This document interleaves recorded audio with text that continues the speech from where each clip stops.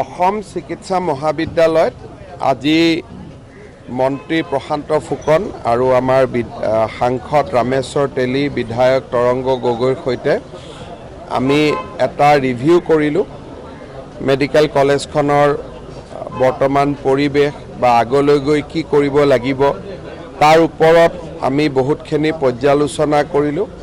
বিশেষকৈ এটা নতুন প্ৰজেক্ট ইয়াত আহি আছে, সেইটো হ'ল প্ৰায় 300 কোটি টকা ব্যয়েৰে এটা আৱাসিক কলনী, য'ত নেকি আমাৰ পুৰণা ঘৰবিলাকৰ পৰিৱৰ্তে professor, associate professor, assistant professor, তৃতীয় শ্ৰেণীৰ কৰ্মী, চতুৰ্থ শ্ৰেণীৰ কৰ্মী এটা আমি আৱাসিক কলনী ইয়াত বনোৱাৰ পৰিকল্পনা কৰি আছোঁ প্ৰায় 300 কোটি টকা ব্যয়েৰে।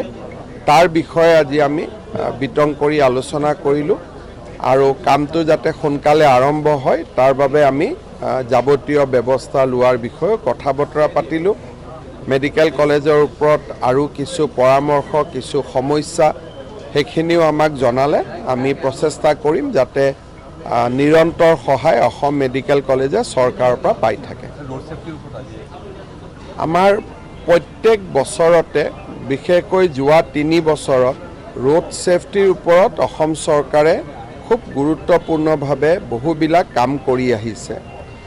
2023-24 তুলনাত বিশেষকৈ 2023 চনৰ তুলনাত 24 চনত গাড়ী দুৰ্ঘটনাত 400তকৈও অধিক লোকৰ মৃত্যুৰ সংখ্যা কমিছে।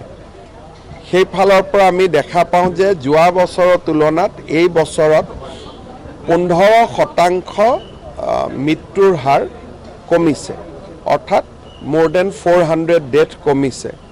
কিন্তু অসমত প্ৰত্যেক বছৰে প্ৰায় 3000 লোকৰ মৃত্যু হয়। গতিকে আমি ৰোড ছেফটিৰ ওপৰত আৰু বহুত কৰিবলগীয়া আছে। আজি জিলা উপায়ুক্ত, আৰক্ষী অধীক্ষক তেখেতসকলৰ লগত মই আলাপ আলোচনা কৰিলোঁ আৰু গোটেইকেইটা বিভাগত নতুন কিছু কৰাৰ কাৰণে আমি সিদ্ধান্ত ল'লোঁ।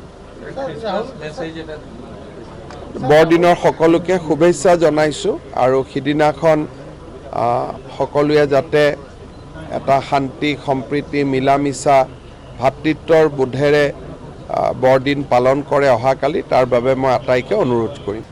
নাই, আজি ছাৰ প্ৰায় 2 বছৰৰ পিছত আমাৰ মাজলৈ আহিলে। তেখেতে মুখ্যমন্ত্ৰীৰ দায়িত্ব লৈ আমাৰ মাজলৈ আহিছিলে। তাৰপিছত তেখেতে আমাৰ প্লেটিনাম জুবলিত আহিলে 22 চনত, তাৰ 2 বছৰৰ গেপত আজি আহিলে। আমি সেইটো কাৰণে অতিশয় উৎসাহিত হৈ মই কৈছোঁ, আমাৰ যিখিনি আমি এই বিগত 2 বছৰত আমি কি নতুনকৈ পাইছোঁ, আমাৰ সবীয়াকৈ কি আমি এচিভ কৰিব পাৰিছোঁ, কিন্তু দাঙি ধৰিলোঁ, বিশদভাৱে দাঙি ধৰিছোঁ। আৰু যিখিনি কাম আমাৰ হৈ আছে, কাম সম্পূৰ্ণ হোৱা নাই, সেই কামখিনিৰ কথা আমি তেখেতৰ আগত দাঙি ধৰিলোঁ আৰু তেখেতে সম্পূৰ্ণ আশ্বাস দিছে কামখিনি সম্পূৰ্ণ কৰিবৰ বাবে। আৰু তেখেতে কৈছে অহা 26 তাৰিখে তেখেতে পুনৰ আহিব জানুৱাৰী মাহৰ আৰু সেইখিনি সম্পূৰ্ণ কৰিব। বিশেষভাৱে আমাৰ টি গাৰ্ডেনৰ ৰোগীসকলৰ সুবিধাৰ কাৰণে এটা নতুন কথা তেখেতে আমাক কৈছে যে এটা হেল্থ চেণ্টাৰ এটা বনাব লাগে। আমি DC ছাৰৰ লগত কথা পাতিলোঁ, আমি সেইটো আগবাঢ়িম কৰিব। সেইটো ঘোষণা তেখেতে আমাৰ প্লেটিনাম জুবলিত আহোঁতে তেখেতে ঘোষণা কৰিছিলে। আমাৰ ঘৰবিলাকতো অতি বেয়া হৈ গৈছে, সেই পৰ্যায়ক্ৰমে ঘৰবিলাক ভাঙি নতুনকৈ মাল্টি ষ্টৰী বিল্ডিং কৰা হ'ব। এতিয়া একেলগে নহয়, পৰ্যায়ক্ৰমে মানুহবোৰ ক'লৈ যাব, কিন্তু পৰ্যায়ক্ৰমে কৰি পেলাই কামটো কৰা হ'ব। সেইটো এতিয়া ফাইনেল ছাৰে কৈছে যে এবাৰ আমাৰ আগত প্ৰেজেণ্টেশ্যন দিব, আমি যদি একচেপ্ট কৰোঁ যে এইটো মডেল হ'ব, সেইমতে কামটো আৰম্ভ হ'ব। ৰঙাপাৰাবাসীৰ বাবে সুখবৰ। আপুনি যদি দুচকীয়া বাহন ল'ব বিচাৰিছে তেন্তে এতিয়াৰে পৰা আৰু চিন্তাৰ কোনো প্ৰয়োজন নাই।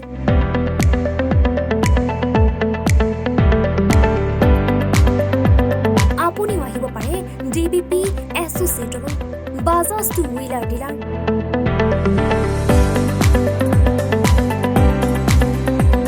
আমাৰ ঠিকনা ৱাৰ্ড নং 8, ঠাকুৰবাৰী ৰোড, ডাকঘৰ, ৰঙাপাৰা, জিলা শোণিতপুৰ।